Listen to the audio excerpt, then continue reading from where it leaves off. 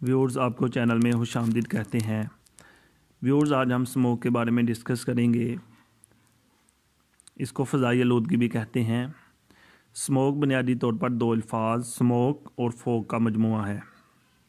कुदरत ने अपनी तख्लीक करदा महलूक को आफात से महफूज करने के लिए आसमान और ज़मीन के दरमियान 5 किस्म की लेयर्स यानी तहें बनाई हैं।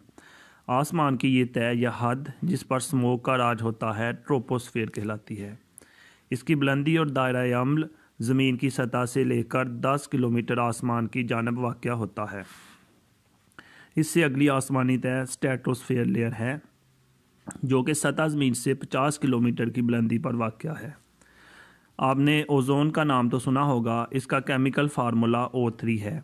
इसे ऑक्सीजन के 3 एटम्स की बदौलत ट्राई ऑक्सीजन भी कहते हैं। ओजोन क्या है?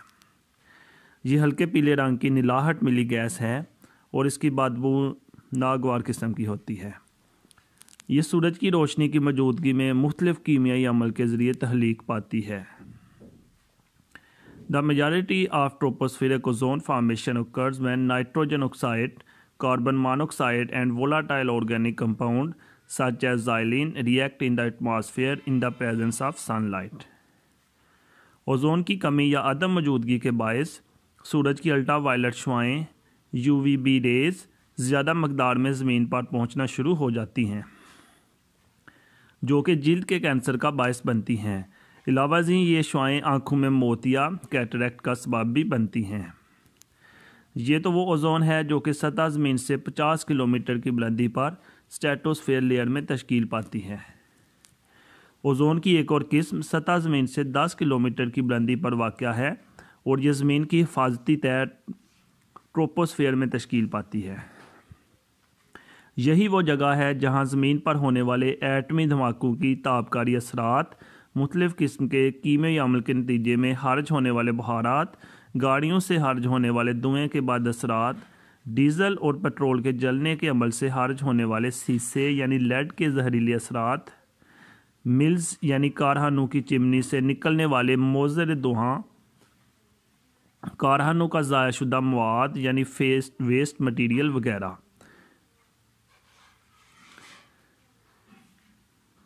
ये इस हिफाजती तह की तबाही का सबब बनते हैं और यूँ ज़मीन की फ़ज़ा आलूदगी का शिकार हो जाती है। सतह ज़मीन की करीबी तह में जब ये कीमियाई अमल वक़ूअ पज़ीर होता है तो इसके नतीजे में एक जहरीली गैस बनती है जिसे ग्राउंड लेवल ओजोन कहते हैं। आइए अब देखते हैं स्मोक कैसे बनता है। जब मदज्जा वाला वजूहात से ग्राउंड लेवल ओजोन बनती है तो सर्दी के मौसम में सूरज की धूप की तपश की कमी की वजह से फ़ज़ा में नमी बढ़ जाती है। साथ ही ट्रैफिक यानी लोगों की आमदोरफ्त, ट्रैफिक का धुआं, लोगों की सांस की गर्मी की वजह से ये नमी बहारात में तब्दील होकर इस जहरीली गैस के साथ फ़ज़ा में मुअल्लक़ हो जाते हैं। इस तरह नमी के बहारात और धुआं, धूल, मट्टी यानी स्मोक एंड फोग मिलकर स्मोक यानी एक धुंधली और जहरीली फ़ज़ा को जन्म देते हैं। सवाल पैदा होता है कि स्मोक गर्मियों में क्यों नहीं बनता? ये सवाल मैं आपके लिए छोड़े जा रहा हूँ, जवाब ज़रूर दीजिएगा। स्मोक के बुरे असरात: जब ज़्यादा गहरी और ज़्यादा मुद्दत तक रहे तो विटामिन डी का लेवल कम हो जाता है जिसकी वजह से जिसमें दर्द और हड्डियों का टेढ़ापन होने लगता है। आँखों में जलन और सोजश होने लगती है। आँखों से जलनदार पानी बहने लगता है। आँखें सुर्ख हो जाती हैं और खारिश भी हो सकती है। गले में जलन और दर्द होता है। जहरीले धुएं से गले में खराश भी आ जाती है। सीने में दर्द और सांस लेने में दुश्वारी हो सकती है।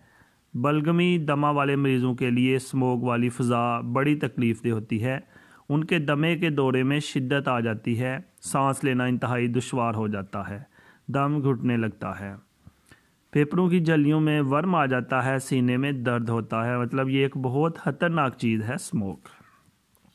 आइए इसके इलाज और एहतियात के बारे में देखते हैं। जब भी स्मोक वाले मौसम में घर से बाहर निकलें तो नाक पर हिफाजती कपड़ा यानी सर्जिकल मास्क पहनें। आँखों पर ऐनक का इस्तेमाल करें। घर वापस आने पर आँखों को खोलकर ठंडे पानी के छींटे मारें। नीम गर्म पानी में नमक मिलाकर गरारे करें। हर्बल ट्रीटमेंट देखते हैं। गर्म चाय में एक चुटकी नमक और एक चुटकी मलट्ठी का सफ़ूफ मिलाकर पिएं। जब गले में खराश ज़्यादा महसूस हो तो थोड़ा थोड़ा सख्त मलट्ठी चूसें। गले को मफलर से लपेट कर रखें। खट्टी और ठंडी चीज़ों से परहेज़ करें। शरबत बनफशा और शरबत तूत स्याह इस्तेमाल करें। आँखों में अर्के गुलाब डालें। तो ये कुछ एहतियाती तदाबीर और देसी इलाज है जो आपको बताया है, लेकिन व्यूअर्स याद रखें परहेज़ इलाज से बेहतर है। अल्लाह ताला सबको इन मुश्किलात से बचाए।